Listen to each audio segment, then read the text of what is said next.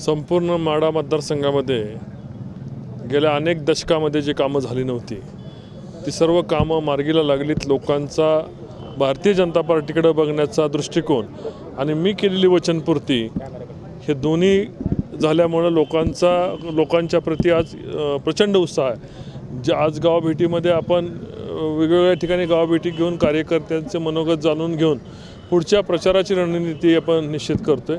लवकरच सर्व पक्षांचे महायुतीचे मेळावे घेऊन मग प्रचाराचा नारळ सर्व पक्षांना बरोबर घेऊन फोडणार आहोत। मला निश्चितपणे खूप अभूतपूर्व प्रतिसाद या ठिकाणी सर्व ठिकाणी पाहायला मिळतो। आदरणीय विजयदादांशी संबंध सर्वांशी ऋणानुबंध आहे आणि दादांच्या माध्यमातून या माढा मतदारसंघामध्ये खूप चांगल्या प्रकारची कामं झालेली आहेत। दादांच्याबद्दल आमची श्रद्धा जेवढी काल होती तेवढी आज आहे आणि उद्याही तेवढीच असेल।